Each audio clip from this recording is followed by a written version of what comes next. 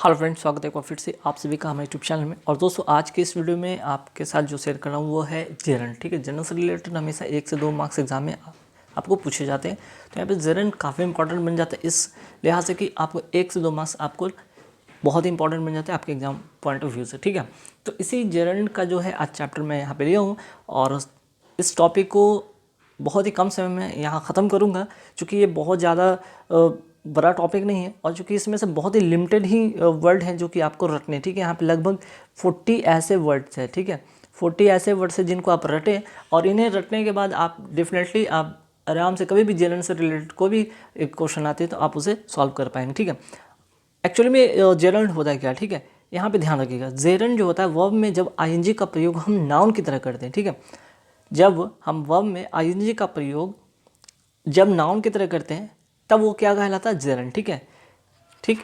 और अगर हम जेरन की बात करें कि जेरन का यूज़ होता कब है, बेसिकली यहाँ पे वर्ब प्लस प्रीपोजिशन, ठीक है, वर्ब प्लस प्रीपोजिशन हो या फिर एडजेक्टिव प्लस प्रीपोजिशन हो, उसके बाद ही क्या आता है? जेरन आता है। ठीक, कभी इन्फिनिटी का वहाँ पे यूज़ नहीं करेंगे। हालांकि इन्फिनिटी से रिलेटेड एक वीडियो में लेकर आऊँगा जहाँ पे सिर्फ और सिर्फ इन्फिनिटी से रिलेटेड ही वो चीज़ें उसमें मेंशन रहेंगी। ठीक है, तो ये हो गया बेसिक चीज़ की जेरन क्या है। वर्ब में आईएनजी को अगर हम नाउन की तरह यूज़ करते वो जेरन कहलाता है। वर्ब प्लस प्रीपोजिशन के बाद हमेशा जेरन आता है, एडजेक्टिव प्लस प्रीपोजिशन के बाद हमेशा जेरन आता है। यहाँ पे लगभग 40 वर्ड्स हैं जो कि जेरन से रिलेटेड हैं। ठीक है, कहने का मतलब इनके बाद हमेशा जेरन का यूज़ होगा, मीन्स कि वर्ब का 4th फॉर्म आएगा। ठीक है, ये चीज़ आप नोटिस करिएगा।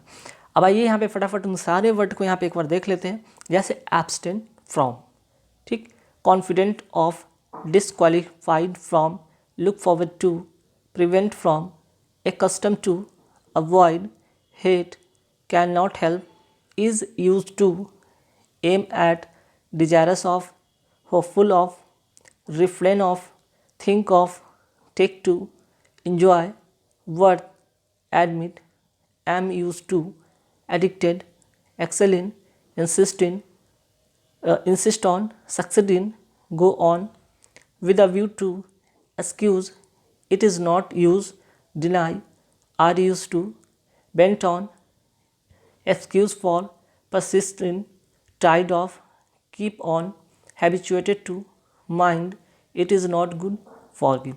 तो जितने भी यहाँ पे मैंने वर्ड बताया जब भी सेंटेंस में आएगा और एड जो होते हैं बेसिकली इसी बेस्ड हमेशा रहता है। ठीक है, एग्जाम में अगर देखिएगा तो काफ़ी आपको मीन्स कई बार ऐसे क्वेश्चन मिलेंगे जो कि आपको जनरल बेस्ड होंगे, कई बार आपको फिलर के फॉर्म में दे दिया जाएगा।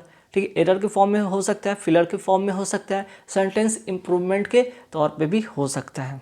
चलिए, ये हो गया। अब यहाँ पे हम क्या करेंगे? यूजेस की बात करेंगे कि चलो एक बार यूजेस भी देख लेते हैं कहाँ पे कैसे यूज़ होता है। भाई देखो, जैसे यहाँ पे एग्जाम्पल मैं यहाँ पे सेट किया हूँ तो यहाँ पे एग्जाम्पल देखेंगे। ठीक है, और ऊपर जितने भी चार्ट है उसी से रिलेटेड जितने भी यहाँ पे हैं क्वेश्चन है, जैसे कि यहाँ पे मैंने लिखा है आई एम कॉन्फिडेंट ऑफ। मैंने बताया था कॉन्फिडेंट ऑफ के बाद जो होगा जेरन का यूज़ होगा। ये क्या है आपका यहाँ पे? जेरन। ठीक है, ये क्या है आपका? जेरन, यानी वर्ब का 4th फॉर्म। ठीक है, तो जब भी देखें यहाँ पे confident of, I am confident of winning. ठीक है, तो यहाँ पे मैंने जितने को रेड से अंडरलाइन, रेड से मार्क किया वो क्या है आपका यहाँ पे? वो इंपॉर्टेंट वर्ड है, वो इंपॉर्टेंट वर्ब या एडजेक्टिव है जिनके बाद हमेशा जेरन आते हैं। और जितने भी यहाँ पे देख रहे हैं आईएनजी फॉर्म में वो हमेशा यहाँ पे क्या है? वो जेरन है। ठीक है, जैसा कि he prevented me from doing it. ठीक है, तो देखिए प्रिवेंट के बाद मैंने बताया था कि प्रिवेंट फ्रॉम रहे तो उसके बाद क्या आएगा? वर्ब का 4th फॉर्म। ठीक है, वर्ब का 4th फॉर्म मीन्स कि ये सब क्या है? जेरन है ना, प्रिवेंट फ्रॉम।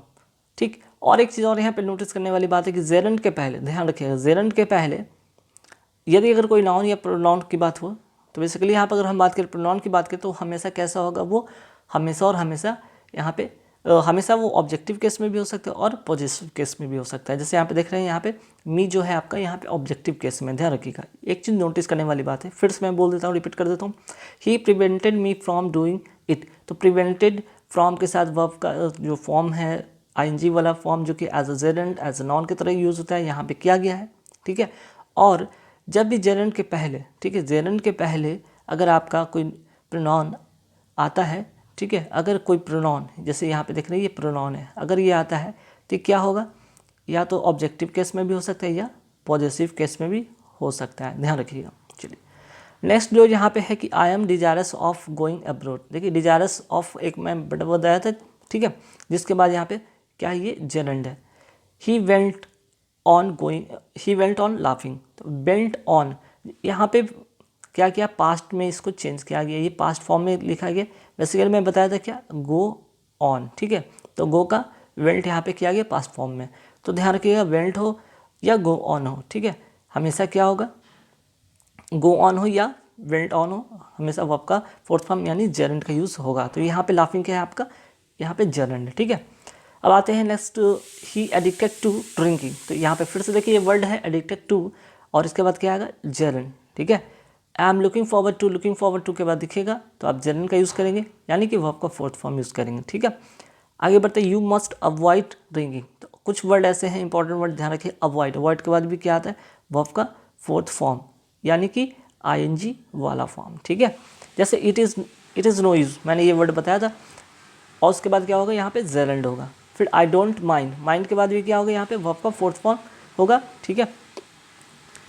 फिर इसके बाद आते हैं we could not help laughing. तो कुड नॉट हेल्प के बाद भी क्या आएगा, यहाँ पे वर्ब का फोर्थ फॉर्म, यानी कि हर हाल में यहाँ पे जितने वर्ड मैंने रेड से मार के उनके बाद क्या आएगा, जेरेंड आएगा, ठीक है। ये हो गया, नोटिस करने वाली बात था।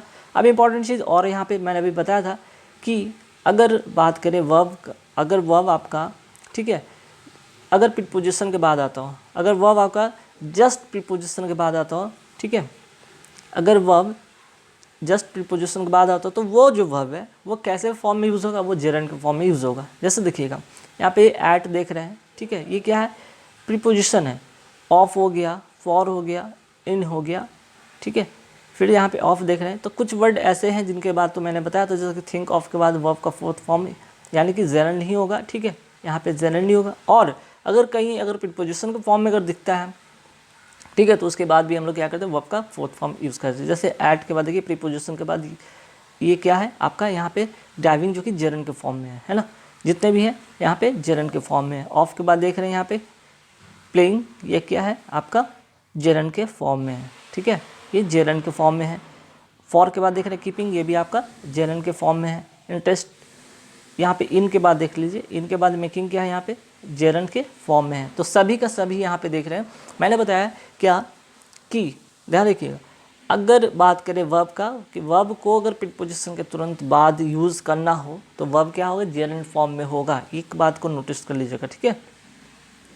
एक चीज़ और नोटिस करने वाली बात है कि यहाँ पे इंपॉर्टेंट कि प्रोनाउन की बात करें, ठीक है, प्रोनाउन कम्स बिफोर जेरेंड। अगर जेरेंड के पहले अगर प्रोनाउन आता है तो क्या होगा, वो या तो ऑब्जेक्टिव केस में भी हो सकता है और या पॉजिटिव केस में भी हो सकता है। यहाँ पे ऑब्जेक्टिव केस में भी हो सकता है और पॉजिटिव केस में भी होता है। जैसे एग्जांपल मैं यहाँ पे लिखा हूँ, he insisted on my reading it.